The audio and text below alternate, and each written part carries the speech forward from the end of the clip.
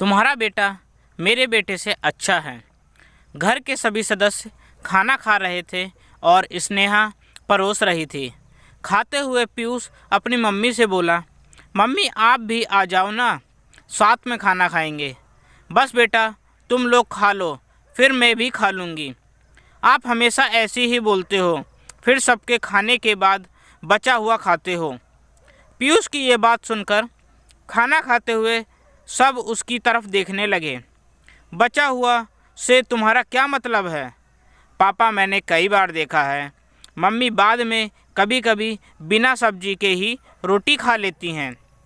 परसों जब मम्मी ने मटर पनीर बनाया तो हम सब ने दो दो बार खाया, लेकिन मम्मी के लिए बचा ही नहीं।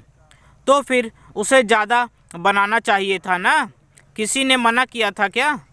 पीयूष के पापा राघव ने अकड़ते हुए कहा। पीयूष के दादा दादी भी खाना खा रहे थे। दादी ने पीयूष से कहा, बेटा औरत का तो यही धर्म होता है, सबको खिलाकर खाए। मेरे साथ भी पहले ऐसा ही होता था। लेकिन दादी ने, ये तो गलत बात है ना, मम्मी सारा घर संभालती है तो उन्हें भी पूरा और पौष्टिक खाना खाना चाहिए। पीयूष के इस तर्क पर सब चुप हो गए और पीयूष ने स्नेहा की प्लेट में लगा दी। स्नेहा अब अक्सर सबके साथ ही खाना खाने लगी थी। उसे भी अच्छा लगता था, क्योंकि खाना खाते समय पारिवारिक मुद्दों पर जो बातें होती थीं वो भी उसमें शामिल हो पाती थी, वरना वो रसोई में ही लगी रहती थी। स्नेहा को आजकल मोनोपॉज के कारण काफ़ी शारीरिक तकलीफ रहने लगी थी।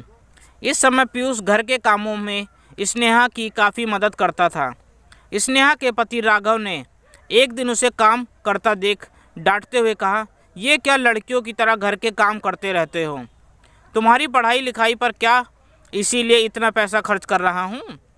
तुम्हारी मम्मी को भी शर्म नहीं आती बेटे से काम करवाते हुए?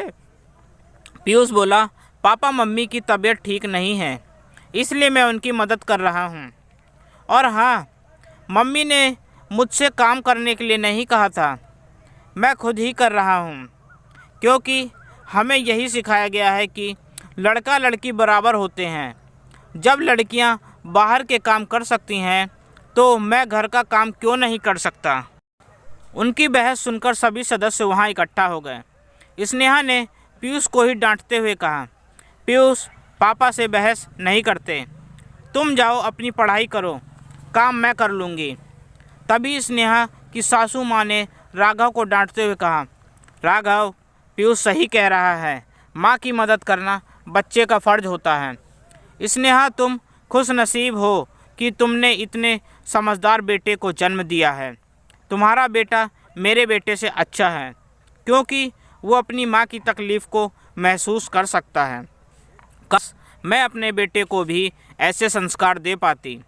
राघव की गर्दन नीचे झुक गई थी, क्योंकि उसे भी आज महसूस हो रहा था कि उसने कभी अपनी माँ की तकलीफ़ को नहीं समझा था।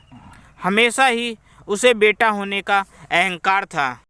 दोस्तों, बेटा हो या बेटी, अपनों की मदद करना और उनका ख्याल रखना दोनों का फ़र्ज होता है, और इस संस्कार के बीज बचपन से ही बच्चे के मन में बोना आवश्यक है, क्योंकि हर माँ अपने बच्चे से मदद की उम्मीद रखती है। आशा करता हूँ आपको ये कहानी पसंद आएगी।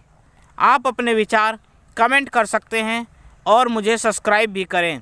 आपका अपना दोस्त, धन्यवाद।